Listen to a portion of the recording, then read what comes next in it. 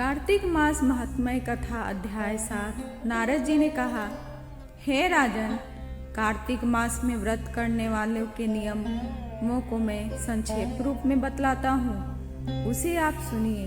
व्रती को सब प्रकार के आमिष, मांस, उड़द, राई, खटाई तथा नशीली वस्तुओं का त्याग कर देना चाहिए। व्रती को दूसरे का अन्न ग्रहण नहीं करना चाहिए, किसी से द्वेष नहीं करना चाहिए और तीर्थ के अतिरिक्त अन्य कोई यात्रा नहीं करनी चाहिए। देवता, वेद, ब्राह्मण, गाय, व्रती, नारी, राजा तथा गुरुजनों की निंदा भी नहीं करनी चाहिए।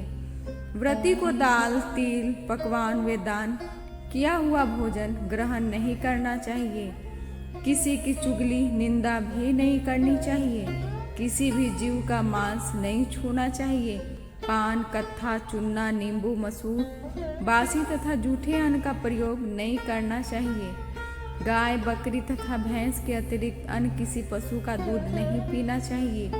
कांस के पात्र में रखा हुआ पंचगव्य, बहुत छोटे घड़े का पानी तथा केवल अपने ही पका हुआ अन्न प्रयोग करना चाहिए। कार्तिक मास का व्रत करने वाले मनुष्य को सदैव ब्रह्मचार्य का पालन करना चाहिए। उसे धरती पे सोना चाहिए। दिन के चौथे पहर में केवल एक बार पत्तल में भोजन करना चाहिए। व्रती कार्तिक माह में केवल नरक चतुर्दशी, जिसे छोटी दिवाली भी कहा जाता है, के दिन शरीर में तेल लगा सकता है।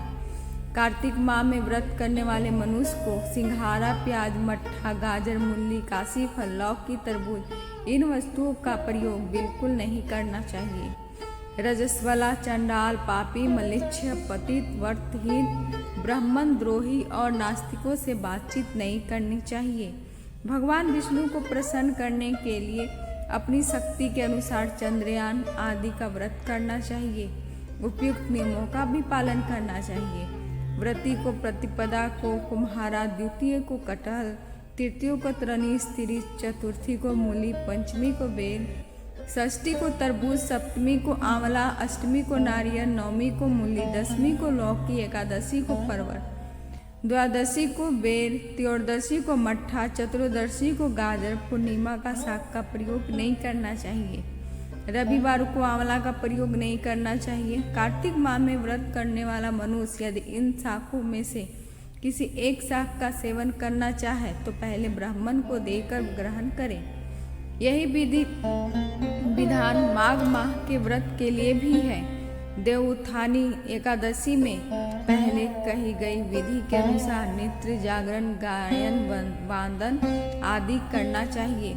इसको विधि पूर्वक करने वाले मनुष्य को देखकर यमदूत ऐसे भाग जाते हैं जैसे सिंह की गर्जना से हाथी भाग जाते हैं। कार्तिक माह का व्रत सभी व्रतों में श्रेष्ठ है। इसके अतिरिक्त जितने भी व्रत यज्ञ हैं वो 1000 की संख्या में किए जाने वाले इसकी तुलना नहीं कर सकते, क्योंकि यज्ञ करने वाले मनुष्य को सीधा वैकुंठ की प्राप्ति होती है।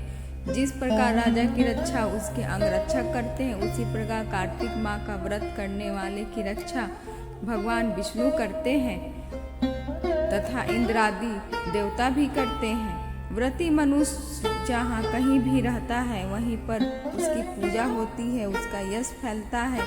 उसके निवास स्थान पर भूत, पिशाच आदि कोई भी नहीं रह पाते।